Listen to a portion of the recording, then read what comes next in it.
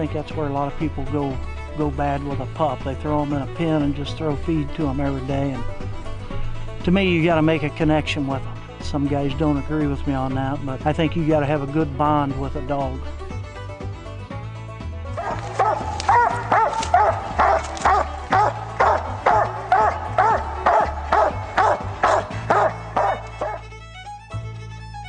It's real simple, I think, with a pup, and a lot of people don't understand it. When a pup is ready to start, it will start. You can't force a pup to start, and you can't force a pup to treat. It has to do it on its own.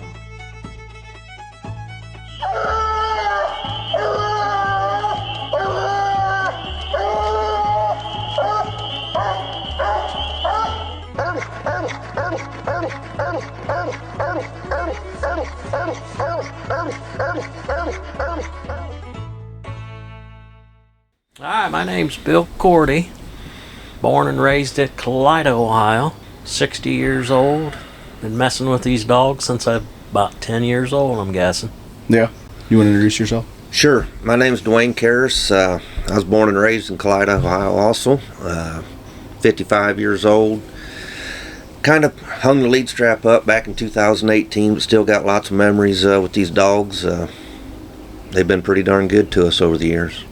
And did you guys know each other like when you were young, or did you meet each other after you were coon hunting? Oh, I was about 16 years old, and I heard about Duane and his father having dogs. So it didn't take me long to look them both up, and then we started hunting together. At that time, I was 16, and Duane was probably what? I was 12.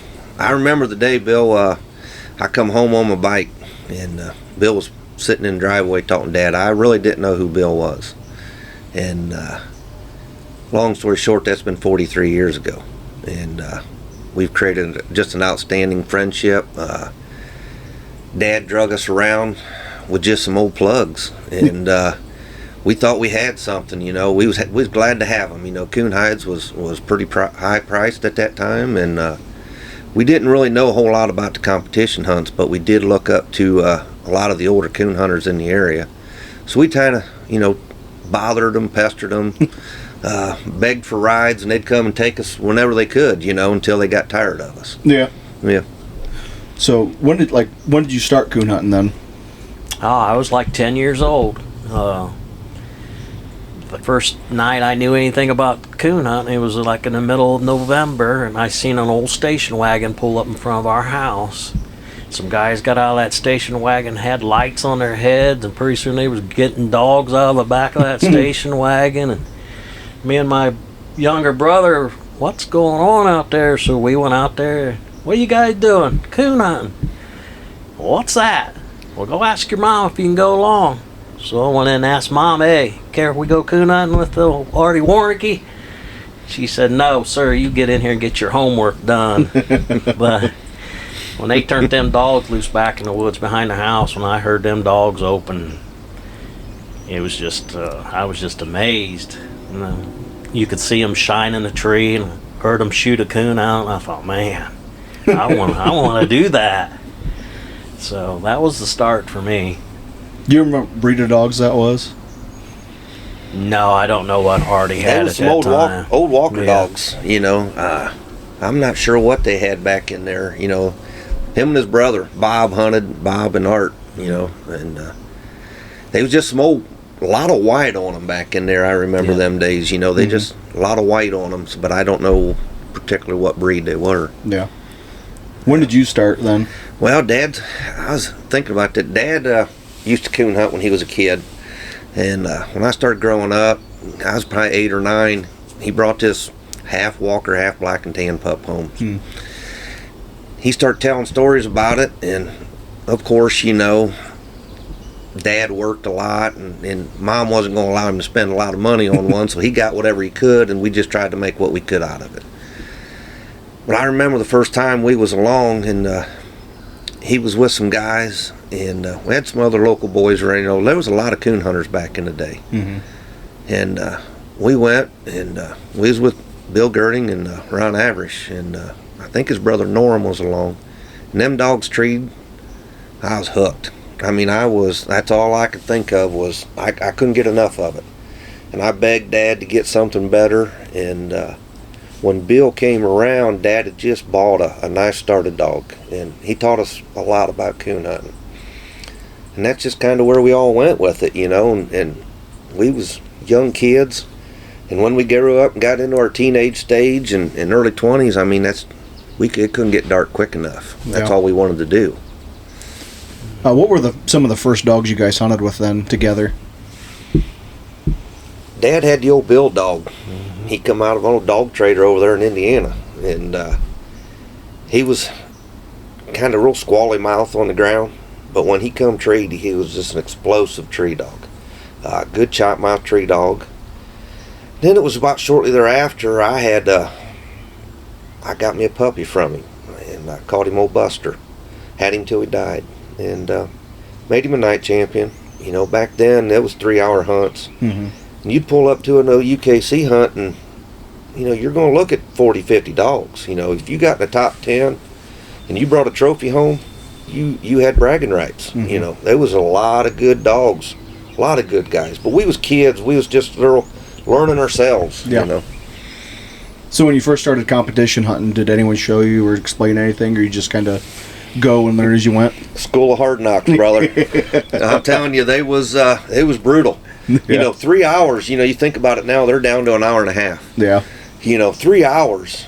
I'm telling you, when you got done with that, and I'm going to quote Junior Jackson right here, you felt like you was through a round of double jeopardy. Yeah. Because these boys was brutal, you know, for a trophy. Do you remember how old you guys were when you started competition hunting? Probably 18, 19. 18, 19. I was like 14 when I got my feet wet. And my very first coon hunt I hunted my pup. He was 10 months old, and a good friend of Bill and I's, Ray Carroll, he was sitting down there at the Western Ohio Tree Hound Association. He said, "Oh, son, you don't want to put that pup in that hunt." I said, "I got the real deal. We're going to go for it, you know." Mm-hmm. And I drew old Emmett Brohard with Goose Creek Tack 2. He was big in the blue ticks, and Ray said, "You don't want to hunt with that dog. He's a little rough, you know." I said, "Oh, we'll be fine, you know." And I won that cast, and I was going through some stuff the other day, and sure enough, I didn't run across the picture when I placed in that hunt.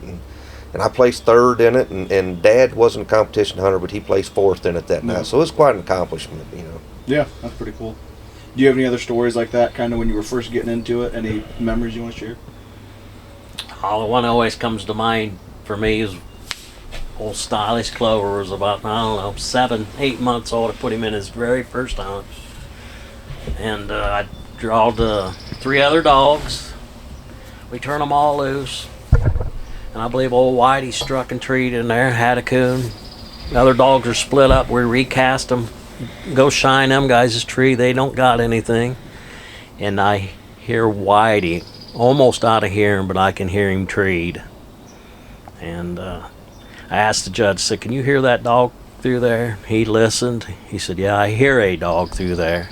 I said, "Just tree old Whitey over there." He said, "Bill, are you sure?" I said, "Yes, sir, tree Whitey over there." He said, "There's nothing over there, Bill. It's a fence row, and that's it."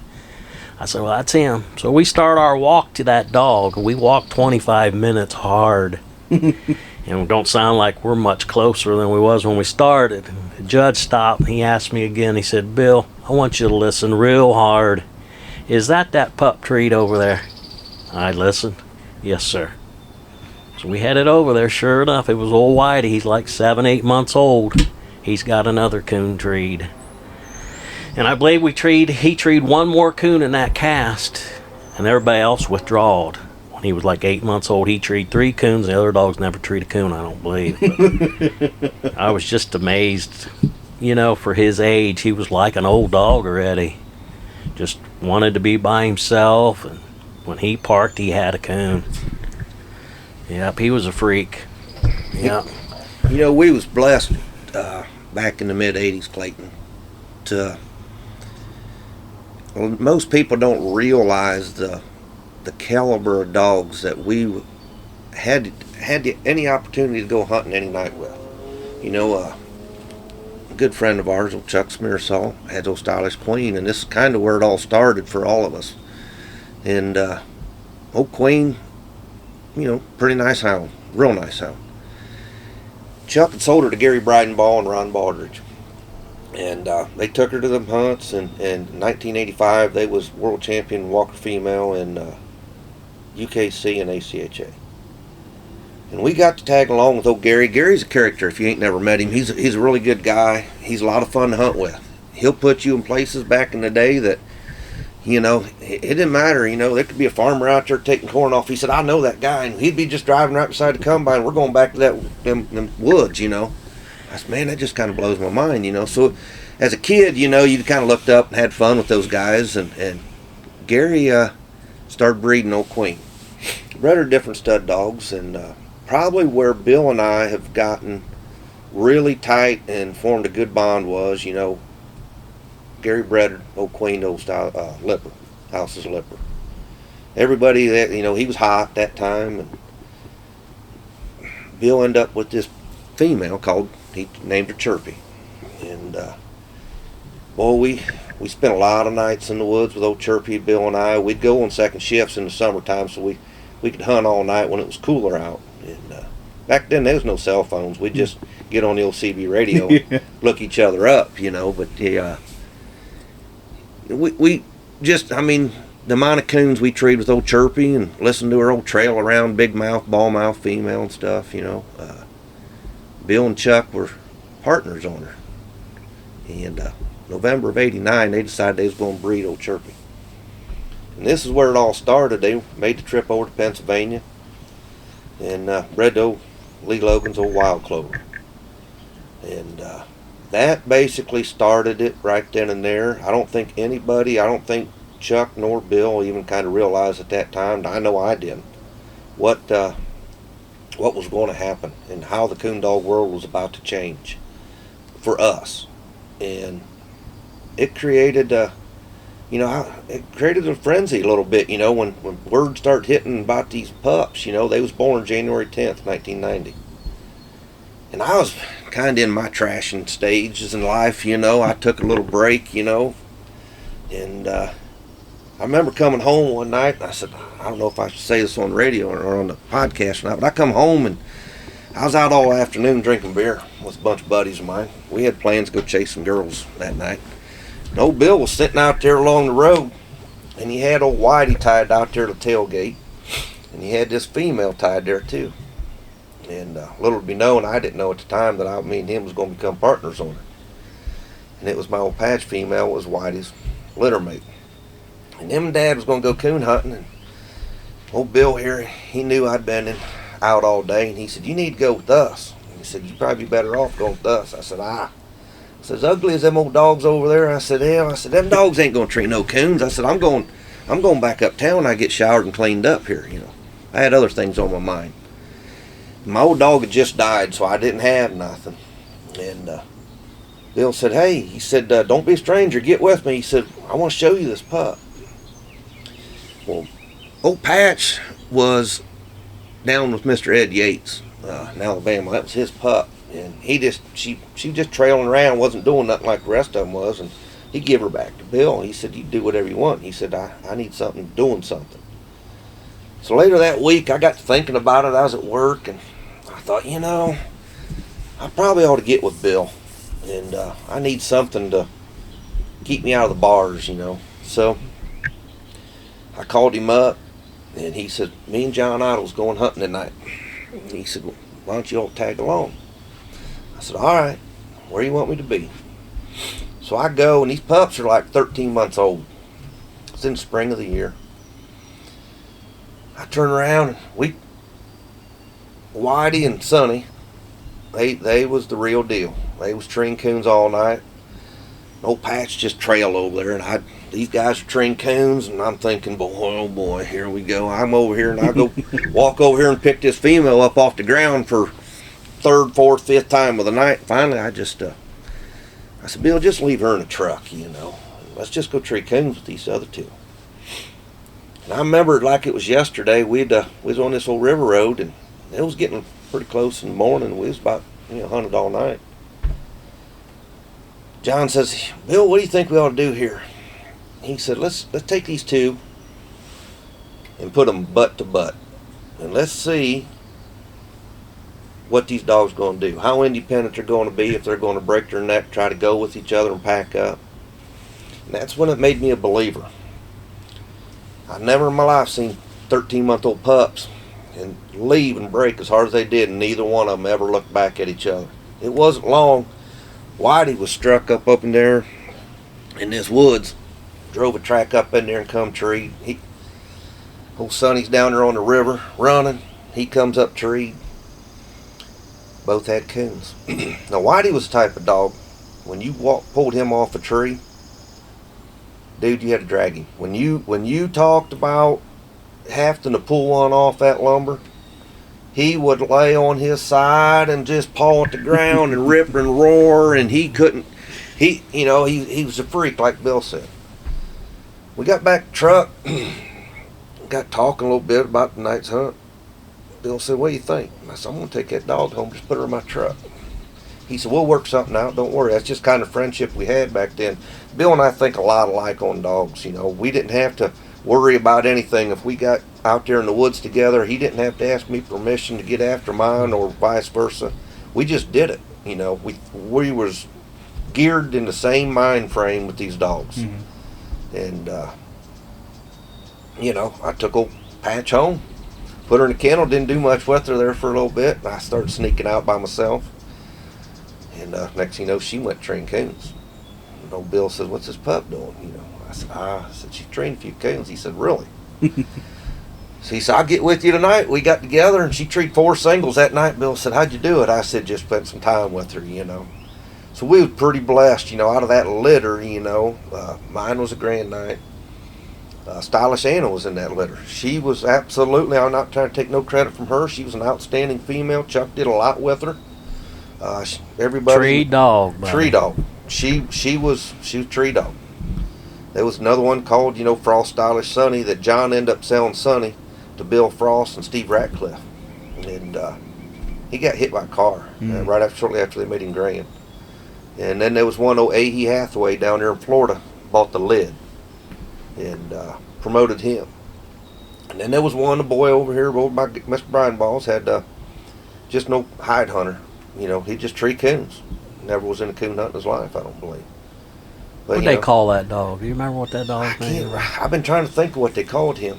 Bruce had him. He was about all white, wasn't he? Bruce passed away. Bruce had him, treated a lot of coons with him.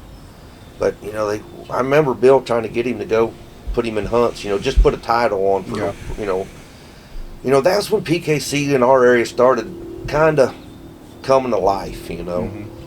And it didn't take long, back in the day when, Whitey was a big deal. And,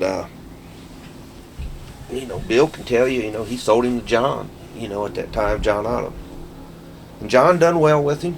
I remember John took him to a PKC hunt, got in the finals. Now, when you go to them PKC hunts back in the early 90s, there'd be 50, 60 dogs. A $500 added purse was a big hunt to get to. Yeah. And it was a big deal. I saw the numbers this weekend at the Spring Classic, and it about makes me, it's disgusting, because that was a big deal, go to that hunt. There'd be 80 dogs a night hunting there, and I get it. Times have changed, I get it.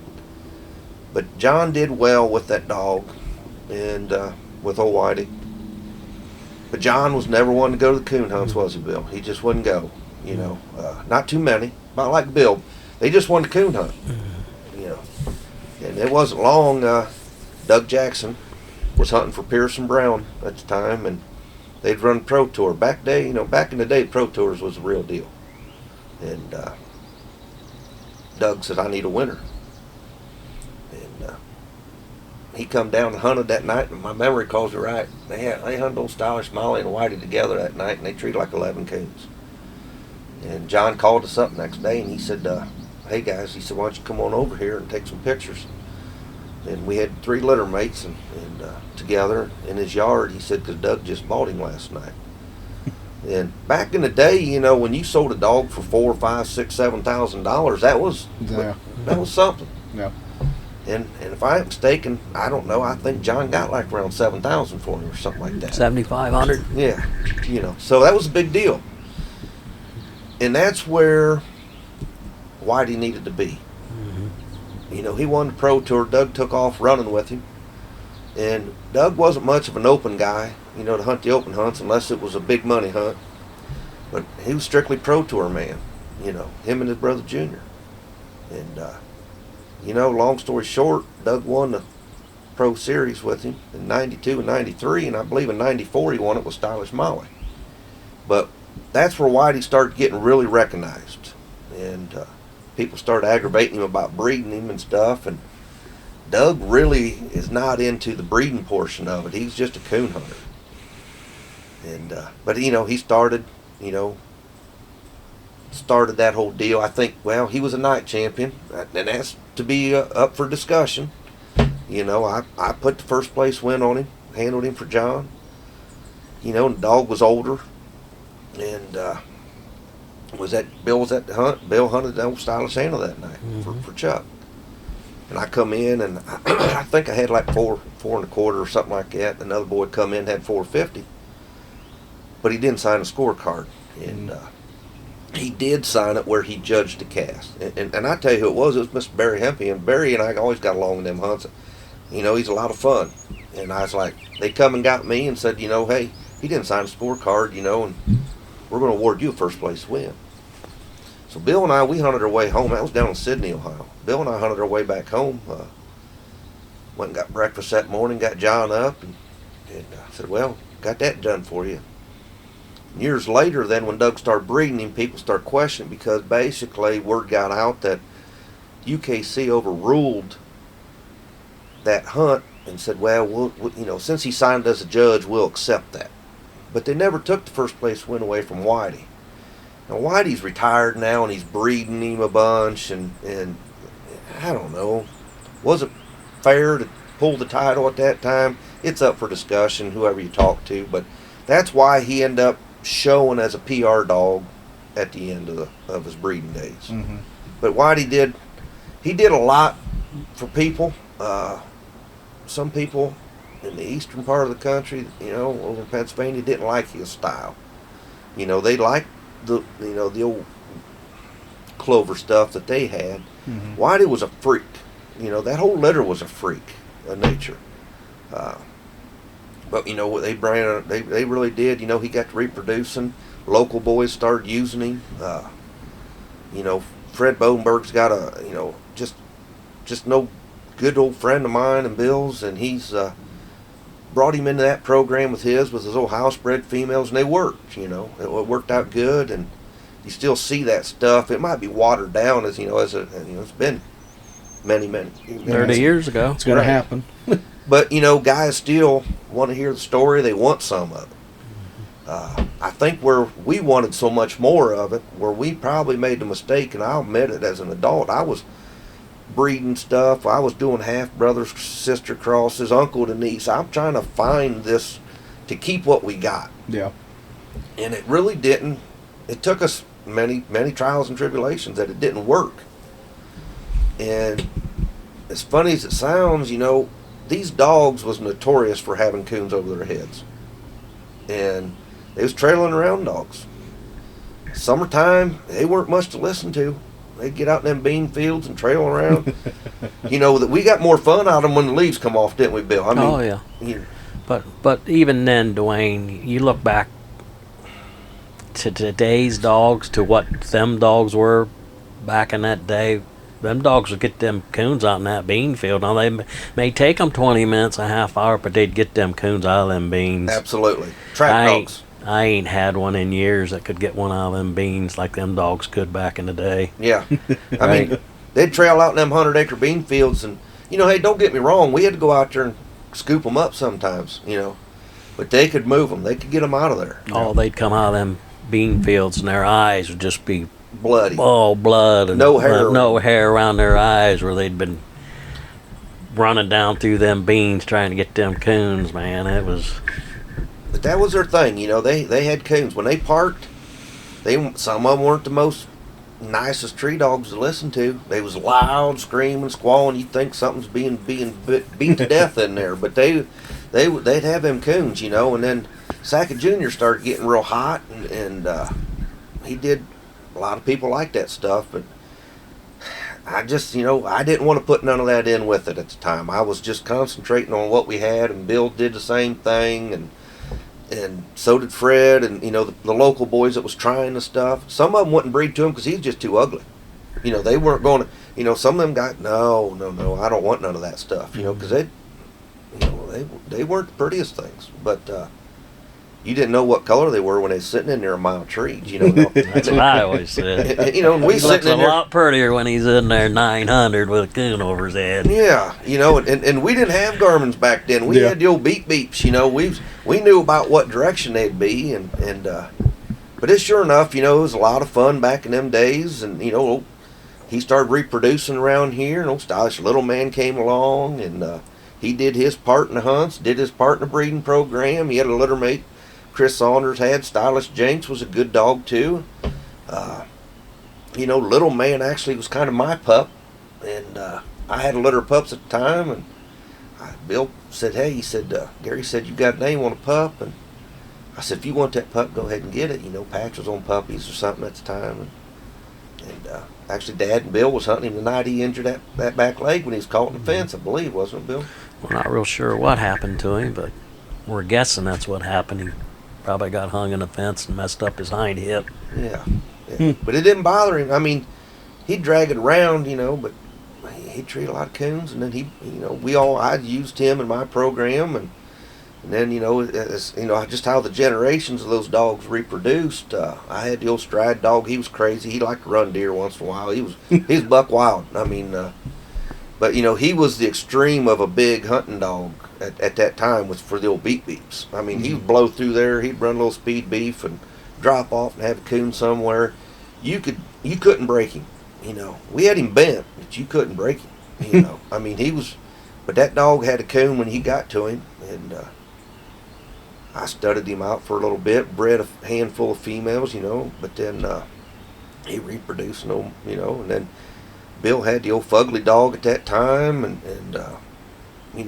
he's done more than his share. Fugly was we never would have guessed he was going to reproduce like he did, but he's done some good reproduce some nice ones. And then I had the old Gatorade dog that was gold champion and stuff off of stride. So the generations of them just kept going, and it worked for us. But it don't work for some.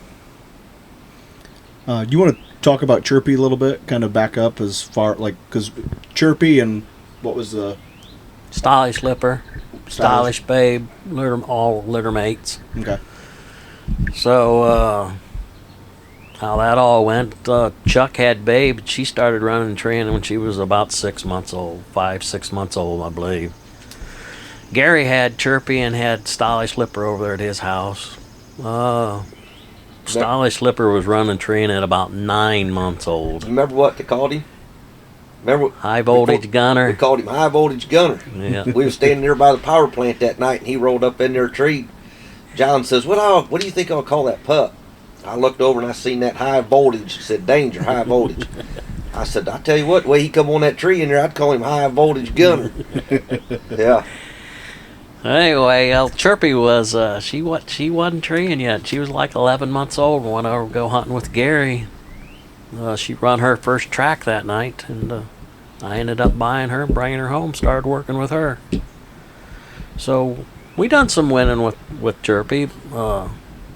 Like Duane said earlier, I never was one much to go to the hunts. I'd rather just go coon hunting. No.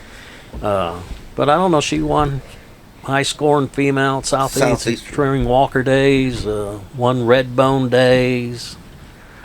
She is a Grand Night champion. She was in the not the finals, but the top 100 of the UKC World Hunt. Gold champion, PKC. She's a gold champion. A lot of that David Vining and his father, Albert Vining, did a lot of winning with Chirpy and down in Alabama. Yeah. So, yes, I'd like to have another Chirpy. Yeah, we would. you know, back in the day, they kind of had like old Chirpy. Hey, this ain't all been peaches and cream. I just tell you like it is. Bill and I many nights sat in that truck with the heater on, thinking, we got to be to work in a couple hours. We got them out there just trailing around, and even like Chirpy, she'd like to run a gray fox. And this was, you had to pull out them old Tritronics, back in the day. Them antennas had reached the moon, trying to get them slowed down. And my old patch female was the same way. She liked them fox. You couldn't break them off of them, They'd get in that trailing mode, or we'd do some of the wrong stuff, and they'd go into that hiding mode, when we thought we knew more than what they did, and we'd have to go track them down, just so we could hit the time clock here, But lots of good memories with them, Sure enough. Was there anything you guys found common as far as getting them started? You just take them to the woods and hunt them, or? Yeah, I mean that's with about any pup. They're all different, right? You just got to find what makes them snap where they're wanting to go tree a coon, right? Yeah. They'll do it when they're ready. Yeah, absolutely. With that line of dogs, for example, Whitey and Sonny and all of them was treeing coons 6-7 months old, and Mr. Ed Yates, he's passed away now, but when he sent Patch, I believe her original name was Rose, but he sent her back up to Bill, and he said she just goes hunting and she trails and she's not making trees. She was like 14 months old before she started treeing coons. And when she came on like a house wildfire. I mean, she was treeing coons, but she was a late starter, late bloomer. She didn't reproduce real well. Maybe I was doing some wrong things, like Anna reproduced. That was just an outstanding reproducing female, like old Queen was. Mine just didn't reproduce, that well. I think a couple Grand Knights, couple Night Champions, but and I bred her quite often, trying to find the secret to success with it, and it just wasn't going to be in there, Yeah. She was sure enough to treat a lot of coons. What was the score she scored when she won during Walker days? 1,100 plus. 1,100. And Bill come over, and Bill and I was partners. That's a little story about that. We just kind of was partners on it in the fall before Walker days. The Defiance Coon Hunters Club always had the Ohio State Championship, and that was a big deal. I mean, you couldn't wait for that first weekend in October. It was a 2-night hunt, and I've always got a piece of it. And I hunted there, and I scored 450, I think it was, and placed 4th in it. I thought, well, I was feeling pretty good, and I just coon hunted her all winter. And in the spring, I told Bill, I said, I'm going to go hunt Walker days. And what do you think? And he had other dogs, and I bred her in the meantime through that winter. I bred old Patch Stylish Slipper. And I thought, we're going to throw a little more Queen in here and see what happens. And she had some puppies, and I asked Bill, I said, Bill, how about, I said, nothing against you, man. I said, I love you like a brother, but can I own all of her? And, he was busy with Whitey and different things, and he said, I said, and if it's going to cause any issues, we'll just keep it like it is, He said, no, he said, if you want her all, he said, I'll sell her all of you. So, we come up with the price, and to be honest with you, I can't remember. Bill might know. I don't remember the price. Wasn't near enough, I promise you. Yeah, probably not. But, we're still here 43, we're still here all these years later to talk about it, laugh about it. But he come over to Walker days, and on Friday night, weather was crappy. Guy put us in little rabbit holes, and we'd tree a coon and we'd tree a blank. We all minused out. And that just blew my mind, because that wasn't Patch's style to just tree a blank, The night before we went, Bill and I hunted. She treated 7 singles, and he said, brother, he said, if you get the right breaks, he said, you got her looking right. And on Saturday night, Bill came over, and I had to drop some puppies off there and deliver them. And I had that money for him, and I paid him. And he goes, I'm just going to walk along with you that night. And it wasn't shortly, we had good cast going on, and I was sitting, I think, with like 650 or something like that, and the other dogs didn't have a coon treat. And they just all quit. And I treated 2 more coons, and had 1,100 plus. And we was driving back to the fairgrounds, and Bill said, you know what you might have just done? I said, no, I really didn't, I said, won my cast. He said, you might have just won Walker days. I said, I said, you think? And he said, yeah, I believe so. So we went back to the hotel, and Chuck was staying with us, and he had Anna. He didn't do no good. Bill went in there and said, you might as well get up, we're going to get her picture taken. He said, you guys, he said, you've been drinking? He said, what's going on? He said, you guys are up no good. He said, no. he said, Duane just ripped off a big score on him. He said, now if I get up and get dressed and you guys are messing with me, he said, we're going to have some issues. So we laughed, went down in there, and sure enough, I didn't have it. I didn't know at the time. I had enough for first place registered. Another guy come in, and I know his name. And I'm not going to say his name just to keep peace and stuff. But I like the guy, and he's pretty ornery. And he come in and had 12 something. He was laughing. Well, it wasn't long they got caught up to him. The time wasn't adding up, and they pulled his scores. But I didn't know that at that particular time. They had awarded him the win.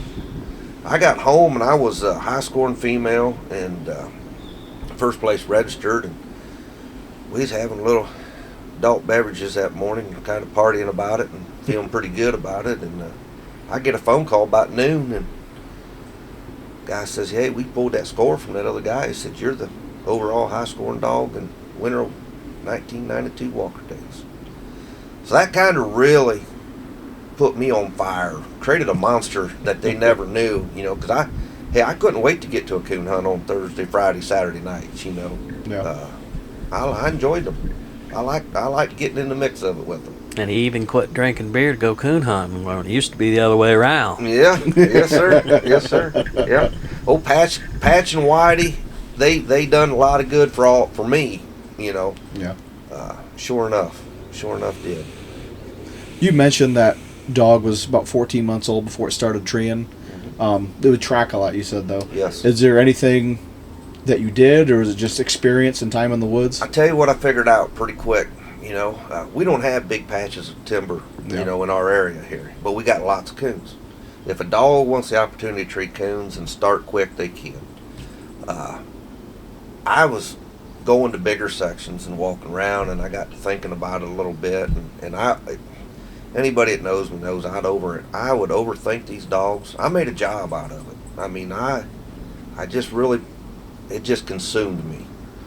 And I said, I got to do something different here. So I went to this little woods. I never really coon hunted it before. But I thought, it looks like a good little place to put a pup. So I started thinking about a 5 and 6 month old pup.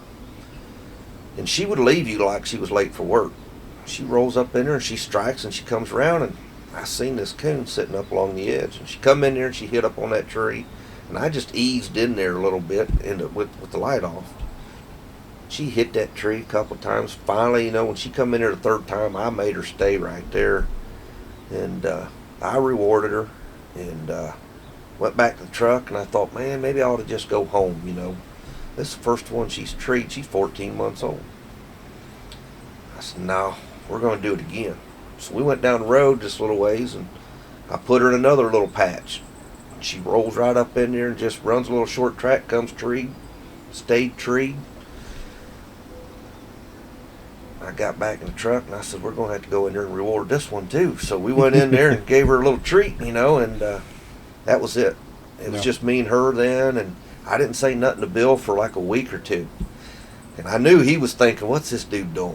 What's he doing with this dog? Because, all the other ones are doing good.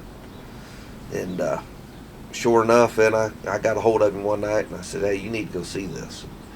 He couldn't believe it. He's like, my God, she just rolled up in there, like I said earlier, she treated 4 singles that night, and he says, we might have something here. I said, we might.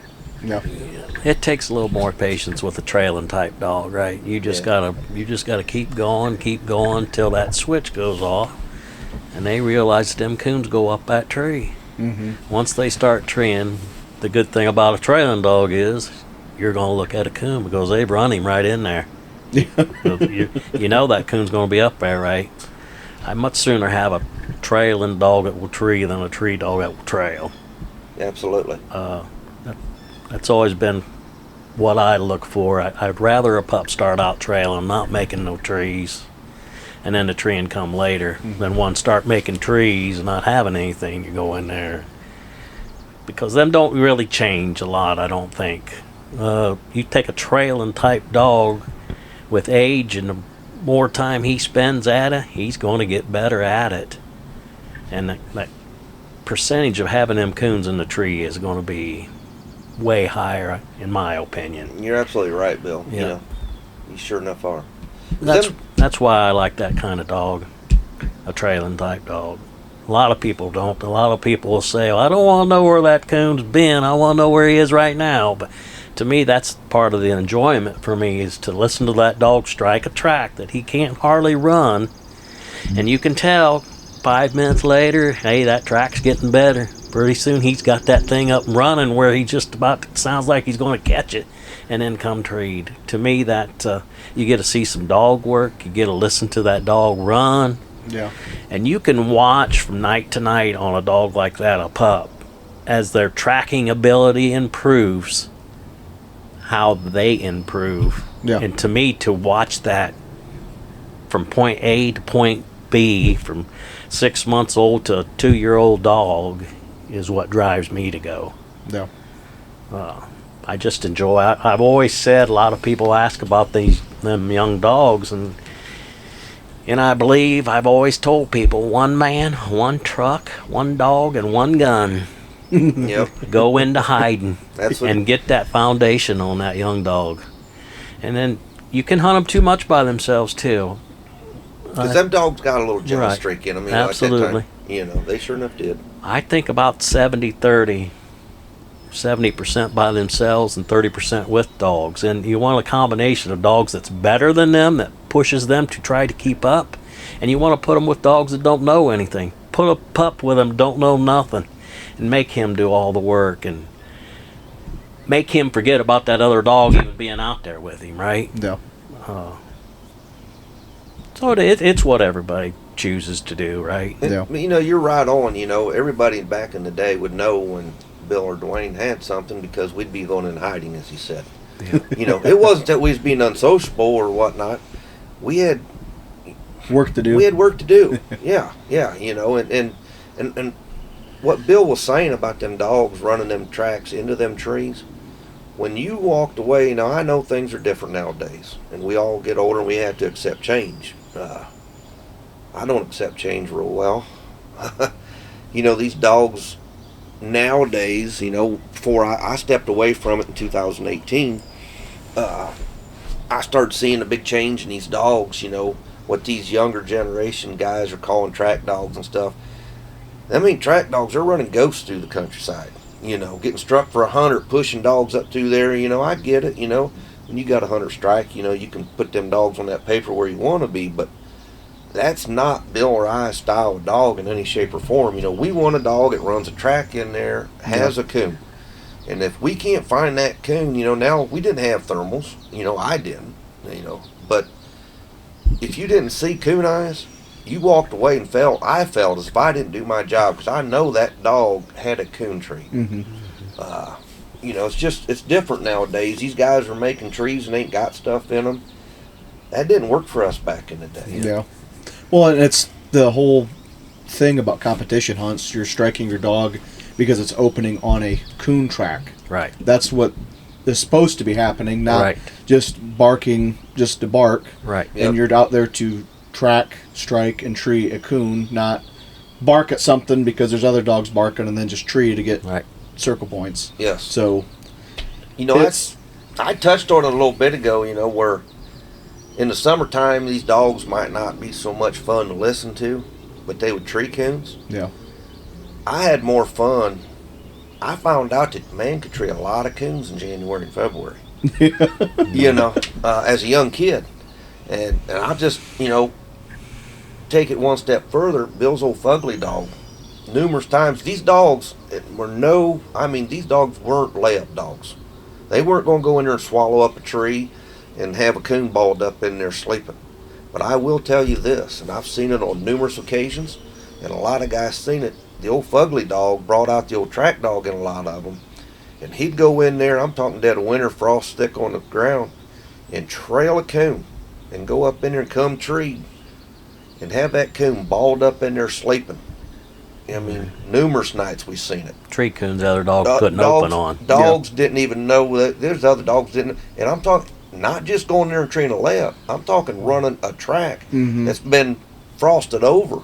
Right. And have them coons.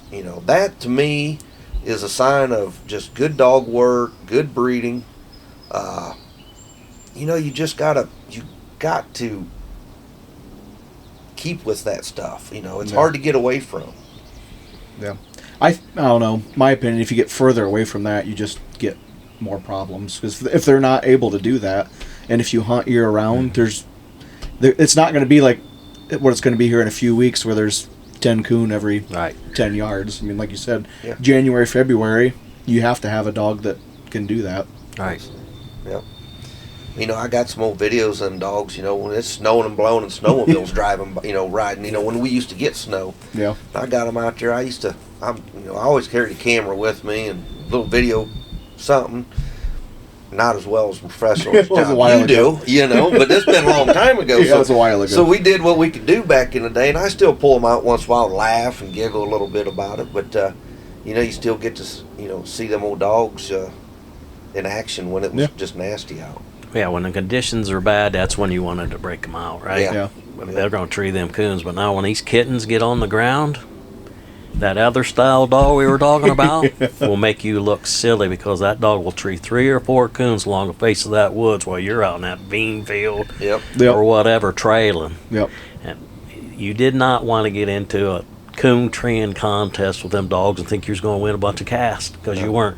If you could tree 2 or 3 coons in that cast, you got a good chance of winning. Yeah. But if they tree 6, 7, 8 coons in there, you're probably beat. not. You're beat. Nope, because you're going to be off over here somewhere, and they're going to tree 2 or 3 coons right here along the face of that woods, and you're just beat. And up till that point, before Whitey come around, you basically, when you went with your buddies, you was pulling them off the same tree. There was a lot of that. You wanted them up in there. They was on that same tree. When Chirpy, I guess, Chirpy come around, and, old Stylish Thunder Girl, that was another great female around here that was bred to Clover, and that's where Stylish Little Man come from, and Jinx and all them. But, that's when you started getting the more independence in them dogs, you were, hey, I'll meet you at the truck, Well, the conversation's going to be when we turn them loose. I'll get caught up on the conversation we get back, because I'm going over here to get mine, you know.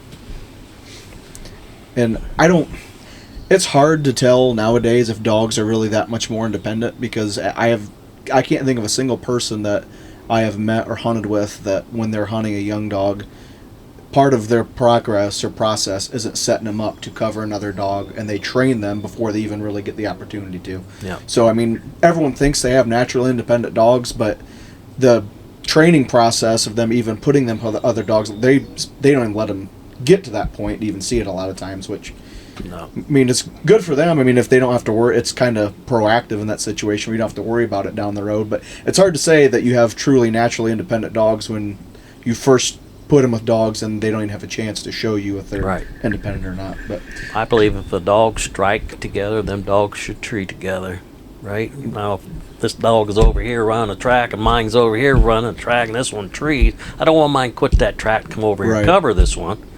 I will get after one for that. Right. But if they strike together, them dogs should tree together. Like, a lot of times, one or the other gets treed nowadays. Who's ever second on that tree is not going to stay there. He's going to go somewhere else because he's been trained that way, right? Man-made. Yeah. Yep. You know, and I've seen a lot of them like that too. You know, they go in there and set them up, just sitting in there, hiding in the bushes, waiting for one to cover. You know, but not so much here with them dogs. You know. Yeah. Well, it's almost to a fault. I mean, you go to them hunts yes. now. I mean, you see Yeah. times when them dogs probably should have treed together, but they don't. Yeah. Right? Yeah. Yeah. And like you said, it's different if they're 800 yards apart and your dog starts treeing and you can look at them on the tracker and they just beeline right for that's different. Yeah. But I'm with you. Like if you, especially a lot of times the first time you cut them loose, if there's a hot coon right there in front of them, I mean, there's nothing wrong with going in there. He ended up treeing 7/10 of a mile. Had my light on coming in, and he had another coon. So turned him loose 3 times. He had 3 coons.